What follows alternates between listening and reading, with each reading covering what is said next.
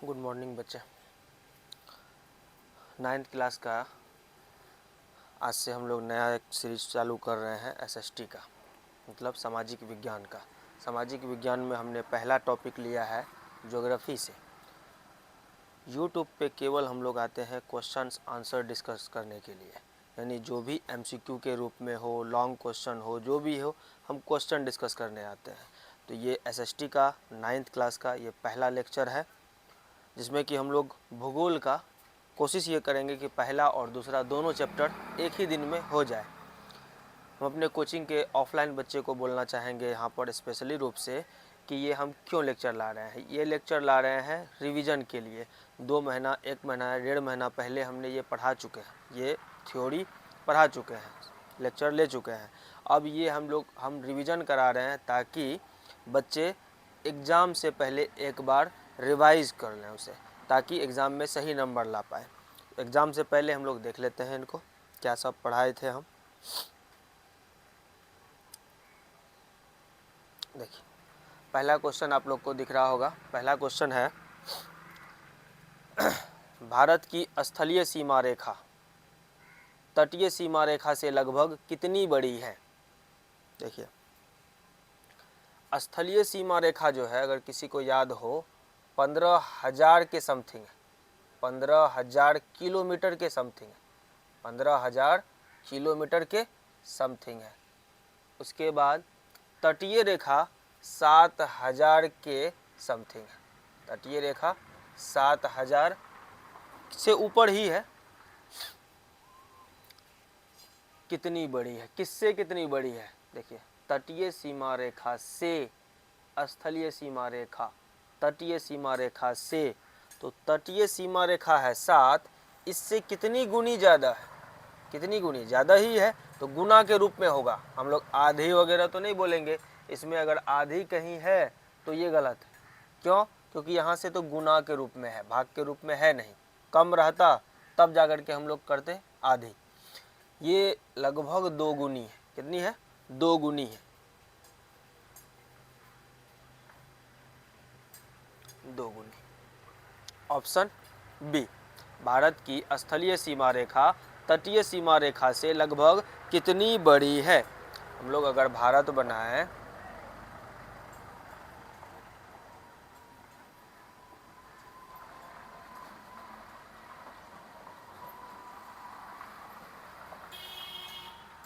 अगर ये भारत है तो ये वाला जो एरिया है ये है समुद्री सीमा, और यहाँ पे बांग्लादेश बहुत ज़्यादा बॉर्डर बनाता है। ठीक है, बांग्लादेश लंबा, बहुत सबसे लंबा बॉर्डर जो है बांग्लादेश के साथ ही है। हम लोग का जो बॉर्डर है 4,000 किलोमीटर, वो बांग्लादेश के साथ है। ठीक, इसके बाद यहाँ पाकिस्तान के साथ बॉर्डर शेयर करते हैं हम लोग, यहाँ पे अफ़गानिस्तान के साथ करते हैं, यहाँ पे चीन के साथ करते हैं, यहाँ पे नेपाल के साथ करते हैं, यहाँ पे फिर पुनः चीन के साथ करते हैं, यहाँ पे म्यांमार के साथ करते हैं बॉर्डर शेयर। ठीक है, इतने सारे देश के साथ बॉर्डर शेयर करते हैं। उत्तर की दिशा में जो भी बॉर्डर है वो स्थलीय सीमा है, दक्षिण की दिशा में जो सब बॉर्डर है वो क्या है? तटीय सीमा है। आगे पढ़ते हैं दूसरा सवाल। दूसरा क्वेश्चन यहाँ पे है, अंडमान और निकोबार द्वीप समूह से निकटतम देश कौन सा है। देखिए, अंडमान और निकोबार द्वीप समूह से निकटतम देश कौन सा है? यहाँ पे सब उसके आसपास का ही कंट्री है। सब अंडमान निकोबार से ज़्यादा दूर नहीं है ये सब कंट्री। मलेशिया, इंडोनेशिया, सिंगापुर और ब्रुनेई, ये चारों देश अंडमान निकोबार द्वीप समूह से नज़दीक के ही देश हैं। लेकिन सबसे पूछा है ना, निकटतम देश, यानी सबसे निकटतम कौन है, तो हम लोग ऑप्शन बी में जाएंगे, इंडोनेशिया में। कहाँ जाएंगे? इंडोनेशिया में। निकोबार द्वीप सबसे दक्षिण का द्वीप है हम लोग का निकोबार द्वीप, और निकोबार द्वीप से जावा का, इंडोनेशिया का जो जावा आइलैंड है वो आइलैंड बहुत नज़दीक है। ठीक है,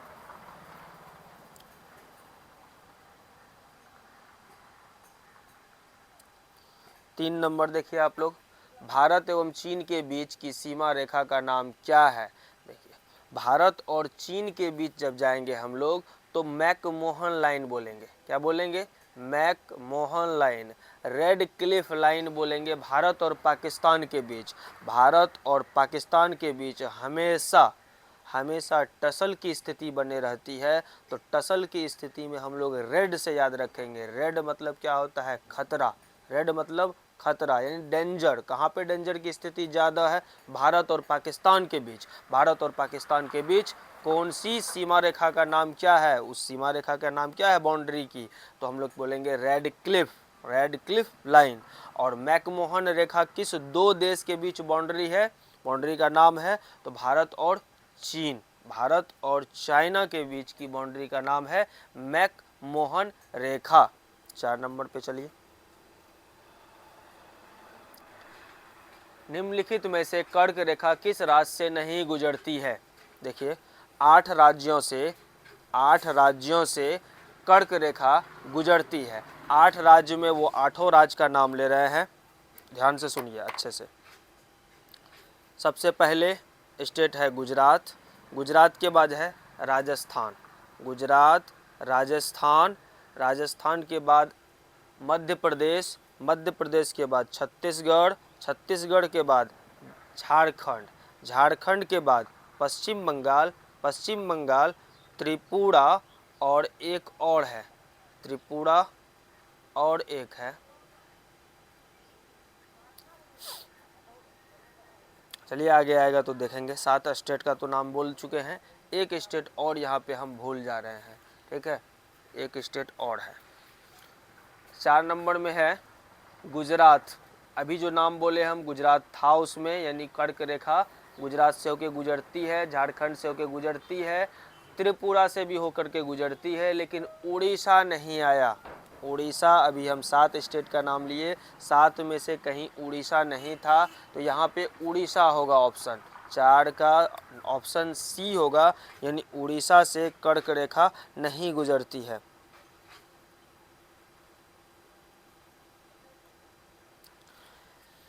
देखिए, इनमें कौन सा देश उत्तर प्रदेश की सीमा को छूता है?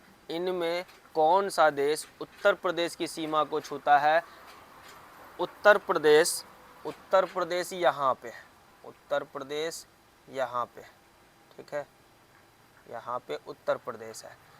तो हम लोग चलते हैं, चीन की सीमा को छूता है, चीन का सीमा यहाँ पे है, चीन का सीमा यहाँ है और फिर यहाँ है, ठीक है, तो ये चीन की सीमा से सटा हुआ नहीं है। पाकिस्तान इधर है, पाकिस्तान इधर है, पाकिस्तान इधर है, तो पाकिस्तान की सीमा को उत्तर प्रदेश नहीं छुएगा।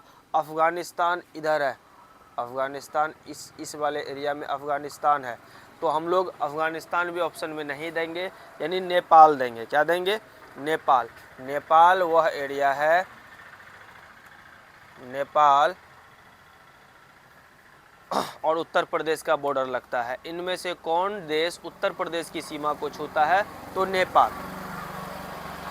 आप लोग प्रैक्टिस इतना करें कि सुन सुन के भी आप लोग जो है याद कर सकते हैं। आप लोग 6ठा सवाल पढ़िए और आंसर देने का कोशिश कीजिए।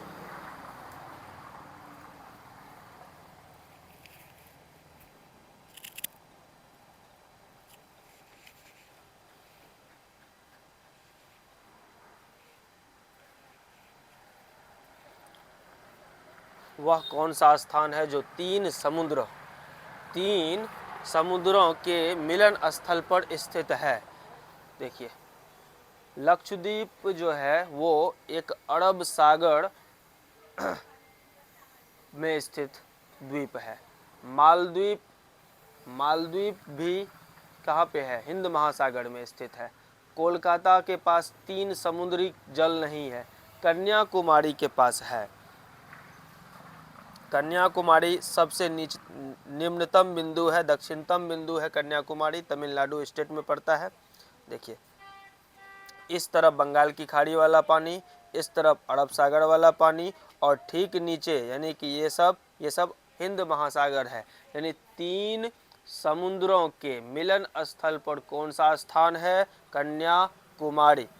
कन्याकुमारी के पास 3 समुद्री जल आके मिलता है। 7 नंबर, ये सवाल ऊपर डिस्कस कर चुके हैं। भारत और पाकिस्तान के बीच की अंतर्राष्ट्रीय सीमा रेखा क्या है? तो रेड क्लिफ रेखा, रेड क्लिफ रेखा।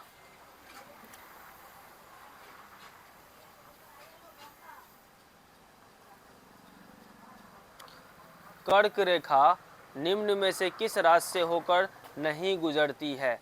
तो हम लोग ऑप्शन में जाएंगे गुजरात, मध्य प्रदेश, झारखंड, ये तीनों 7 राज्य में 8 राज्य में शामिल है, लेकिन महाराष्ट्र यहाँ पे ऑप्शन सी पे जाएंगे। महाराष्ट्र हम लोग नहीं पढ़े हैं। महाराष्ट्र ऐसा राज्य है जहाँ से होके कर्क रेखा नहीं गुजरती है। कर्क रेखा हम लोग बोलते हैं 33.5 डिग्री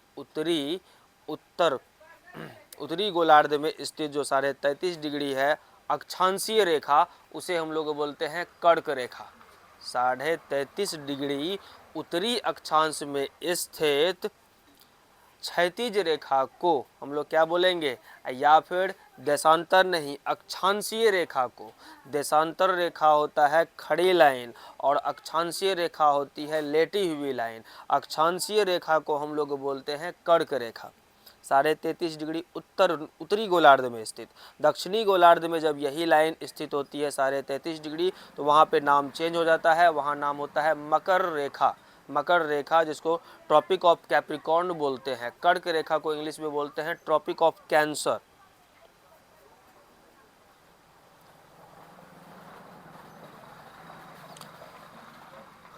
भारत की मुख्य भूमि का पूर्व से पश्चिम विस्तार कितना है? पूर्व से पश्चिम, पूर्व में हम लोग याद करेंगे अरुणाचल प्रदेश को और पश्चिम में गुजरात को। यानी अरुणाचल प्रदेश से होते हुए कहाँ, गुजरात तक की दूरी कितनी है? तो दूरी कितनी है, हम लोग जो है इसको डाटा को लिखे थे, याद करने का कोशिश किए थे। 2933 kilometre. Option D 2933 kilometre.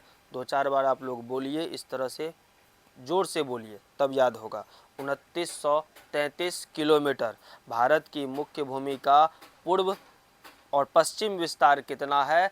2933 kilometre. 2933 kilometre. नीचे कनेक्ट किया हुआ है, टैब हम बार बार देखते हैं, इसी को हम आगे पीछे बढ़ाते हैं तो टीवी आगे बढ़ता है। 10 नंबर में है भारत की मुख्य भूमि के उत्तर से दक्षिण विस्तार की लंबाई क्या है?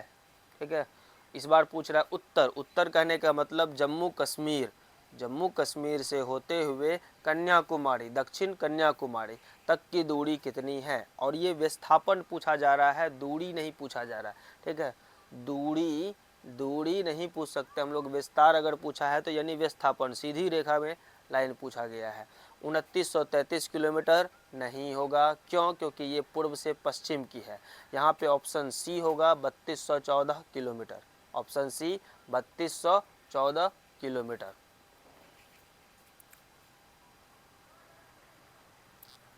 विश्व का कितना प्रतिशत क्षेत्रफल भारत के पास है?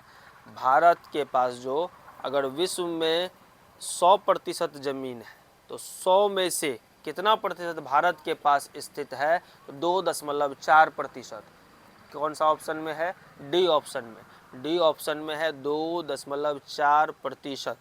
2.4% विश्व का भारत के पास भूमि का प्रतिशत है 2.4। 13 नंबर आइए। 13 में बोल रहा है भारत के सुदूर पूर्व एवं पश्चिम के बीच समय का अंतराल कितने घंटे का है? देखिए, इस सवाल को हम लोग न्यूमेरिकल की तरह भी हल किए थे, निकाले थे 2 घंटे का। 1 डिग्री अगर देशांतर में अंतर हुआ, अगर देशांतरीय अंतर 1 डिग्री हुआ तो टाइम का वहाँ अंतराल आता है 4 मिनट का। वहाँ कितना आता है? 4 मिनट का। तो हम लोग देशांतरीय विस्तार जो है इस तरह से देखे थे कि पश्चिम गुजरात में वो कौन सा एरिया आता था, क्षेत्र? देखिए, पश्चिम में यानी गुजरात में वो पॉइंट था गुहार मोती जिसका 68 डिग्री 7 मिनट, 7 मिनट को छोड़ देते हैं, केवल 68 डिग्री को लेते हैं, 68 डिग्री।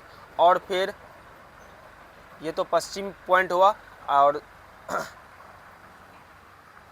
पूर्वी पॉइंट को बोलते थे किबिथु। क्या बोलते थे? किबिथु। किबिथु का देशांतरीय विस्तार, देशांतर था इसका 97 डिग्री। क्या था? 97 डिग्री। हम लोग 97 में से 68 को घटाते हैं पहले। 97 में से 68 को घटाएंगे,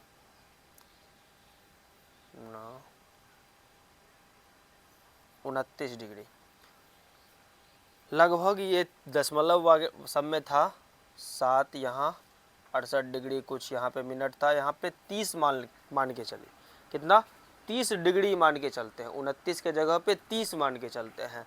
और 30 को जब हम लोग 4 से गुना करेंगे, 1 मिनट,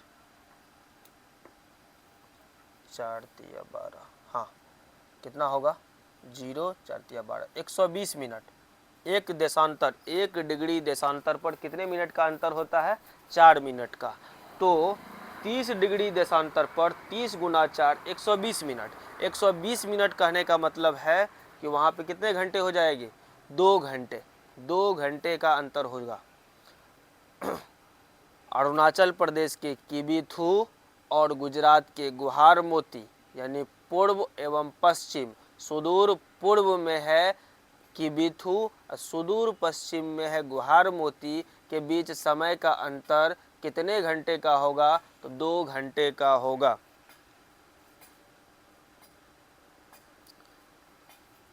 क्षेत्रफल की दृष्टि से भारत का विश्व में कौन सा स्थान है? 7वां स्थान है। एकदम डाटा है, इस डेटा को याद करना है। क्षेत्रफल की दृष्टि से भारत का विश्व में कौन सा स्थान है? 7वां स्थान है। सबसे पहले नंबर पे स्थान है रूस का। रूस दुनिया का सबसे बड़ा देश है क्षेत्रफल की दृष्टि से। 14 नंबर क्वेश्चन देखिए, भारत के अक्षांशीय एवं देशांतरीय विस्तार में लगभग कितने डिग्री का अंतर है? देखिए, हम लोग देशांतरीय विस्तार ये था, यहाँ पे अंतर हम लोग देखे लगभग 30 डिग्री का था। उसी तरह से यहाँ पर होता है दक्षिणतम, दक्षिण में है 8 डिग्री और पश्चिम पूर्व उत्तर में है, दक्षिण उत्तर में है, उत्तरी पॉइंट में है 37 डिग्री, 37 डिग्री या 38 डिग्री इसको मान के चलते हैं। 38 में से 8 गया 30, लगभग यहाँ पर हम लोग 30 आंसर देंगे। कहीं 29 वगैरह ऑप्शन में है नहीं तो 29 डिग्री में जाएंगे। यहाँ पे एग्जैक्ट नहीं दिया है, लगभग में दिया है 30 डिग्री, और पूछा भी है लगभग में, पूछा भी है लगभग कितने डिग्री का अंतर है, तो 30 डिग्री का अंतर है। वो अक्षांशीय विस्तार हो या फिर देशांतरीय विस्तार हो, दोनों को जब आपस में हम लोग घटाते हैं तो हम लोग के पास आंसर आता है लगभग में 30 डिग्री, लगभग में 30 डिग्री। कर्क रेखा किस राज्य से होकर नहीं गुजरती है? दोबारा सवाल आ चुका है। त्रिपुरा, छत्तीसगढ़, राजस्थान, ये 3 राज्य से कर्क रेखा गुजरती है, उड़ीसा से नहीं गुजरती है। कोई चेंज नहीं है सवाल में। भारत का सबसे पूर्वी देशांतर कौन है? भारत का सबसे पूर्वी देशांतर कौन है? पूर्वी देशांतर किबिथु वाला है 97 डिग्री 25 मिनट, 97 डिग्री 25 मिनट। चारों दो देशांतर को याद रखना है भारत के लिए, और 2 अक्षांश को याद रखना है भारत के लिए। 97 डिग्री 25 मिनट पूर्व, 97 डिग्री 25 मिनट पूर्व। ये जो 82 डिग्री ये है, 82 डिग्री 82.5 डिग्री के आसपास में, तो ये है भारत का मानक माध्यम समय, स्टैंडर्ड जो इंडियन स्टैंडर्ड टाइम है, IST ये है प्रयागराज से होकर के गुजरती है, उत्तर प्रदेश के प्रयागराज से होकर के गुजरती है। 68 डिग्री 7 मिनट ये पश्चिमी है, पूर्वी देशांतर पूछा है, ये पश्चिमी है, ये पूर्वी देशांतर है। ये हम लोग कहीं नहीं पढ़े हैं 77 डिग्री, ठीक है। 77 डिग्री जो पूर्व याद दिया हुआ है ये नहीं पढ़े हैं, बाकी ये सब ठीक है। देखिए एक अध्याय तो ख़त्म हो गया है, देख लेते हैं वीडियो कितना लेंथ हुआ है। अगर ज़्यादा लेंथ नहीं हुआ होगा तो हम लोग दूसरा अध्याय भी करेंगे, रहने देते हैं। हो सके तो आज ही हम दूसरा वीडियो भी शूट कर लेंगे दूसरे चैप्टर का। एक वीडियो में एक चैप्टर सही रहेगा, 20 से 22 मिनट का लेक्चर रहेगा, ज़्यादा टाइम भी नहीं लगेगा। इसको कॉपी कलम लेके बैठना भी नहीं है। आप लोग अच्छे से बिना स्पीड बढ़ाए इसे एक बार सुन लें। एग्ज़ाम में हो सकता है इनमें से कई सवाल दिख जाए, या फिर थोड़ा बहुत डेटा को चेंज करके हम अपने से क्वेश्चन सेट करेंगे। ऐसा नहीं है कि हूबहू सारा का सारा क्वेश्चन यही टेस्ट में दे देंगे। क्वेश्चन की संख्या कम है, 16 क्वेश्चंस है, इतने में नहीं होगा। टेस्ट में हो सकता है इससे ज़्यादा क्वेश्चन, नंबर ऑफ क्वेश्चन रहे और कुछ चेंज भी रहे। आप लोग को घबराना नहीं है। ऐसा नहीं है कि टेस्ट में कुछ नया दे देंगे, इसी चैप्टर से हम अपने से कुछ डेवलप करके क्वेश्चन देंगे, ठीक है। बाकी आप लोग के पास नोट्स भी है, उस नोट्स से प्रिपरेशन कीजिए टेस्ट के लिए। कोचिंग में अच्छे नंबर लाने पर ही बोर्ड एग्ज़ाम में अच्छे नंबर लाया जाता है। आज का संघर्ष कल की सफलता का राह हम लोग को दिखाएगा। Okay, thank you, bye bye.